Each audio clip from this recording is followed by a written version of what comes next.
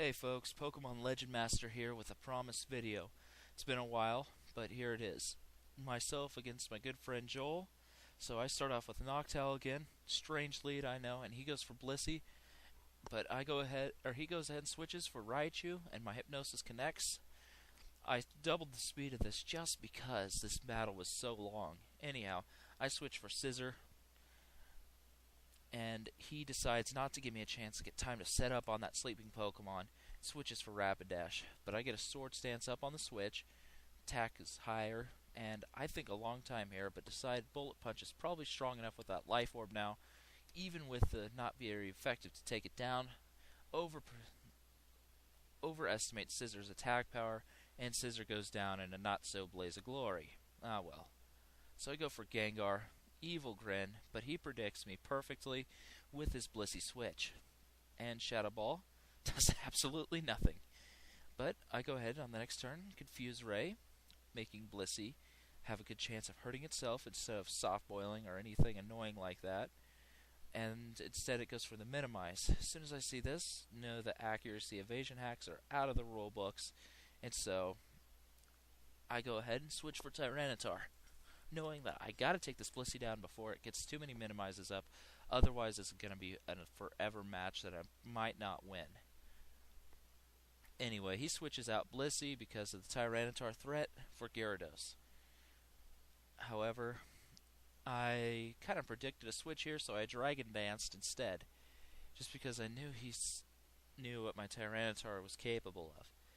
He goes for Gyarados, gets buffeted by Sand, but I'm not sure if he knew that my Tyranitar was toting a Stone Edge, and Gyarados goes down, thankfully.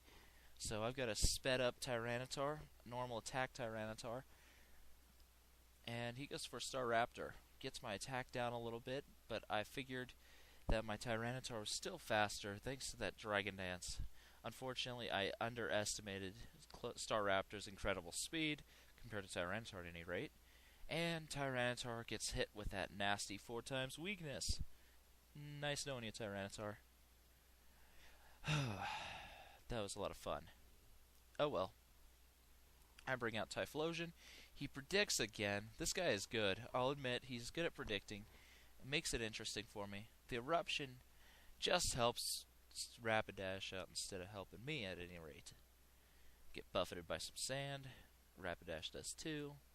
And I decide, well, because he's using the evasion hacks, I might as well go ahead with the accuracy hack. Plus, that's where I was going to put Protect anyway.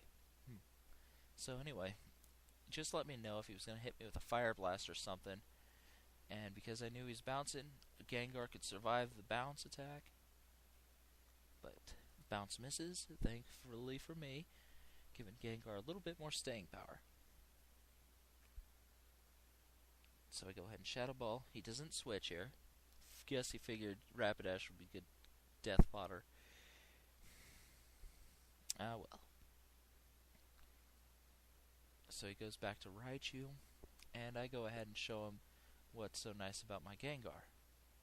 And a lot of people really don't like Dreamer because it's easy to avoid compared to other moves, but it's proved to be very useful with this Gengar. Strange, I know.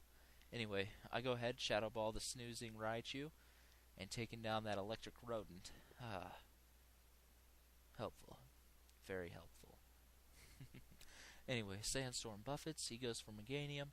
I decide, time for it to snooze. Gets the Hypnosis off. Connects, Meganium sleeps on while I get some HP back.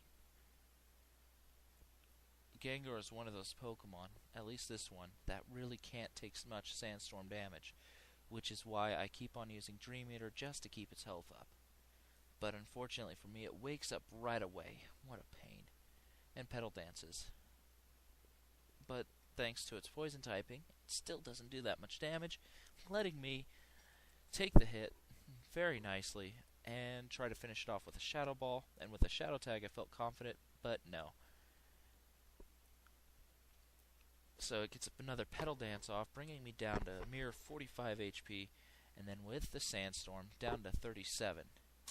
Not a good place for me, but Sandstorm finishes off Meganium, and Staraptor's brought out.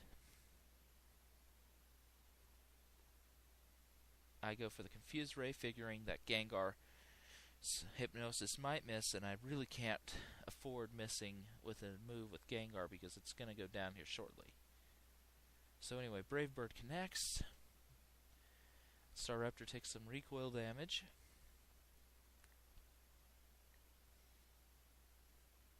And I go for Typhlosion, figuring an eruption would really hurt this bird. Now, I'm ticked off. This thing has killed too many of my Pokemon. Hit it with an eruption, and it goes down.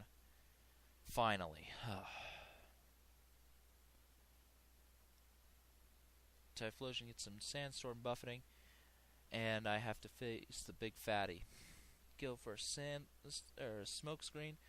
Not really sure what it'll do besides minimize, because it likes minimizing, I guess. And we both take a little bit of sand damage. And then I decide, what the hey, I'll just go for Flame Wheel, see if I can take this thing down before it gets too minimized and I have to stall it out with a Sandstorm. Anyhow, Sandstorm continues to rage. I get buffeted. He gets buffeted. And this goes on for a little while. This is a pain of a battle in this. But luckily, I hit again. He gets another minimize off. So that's number 4, I believe. And I still hit every single time. Lucky me.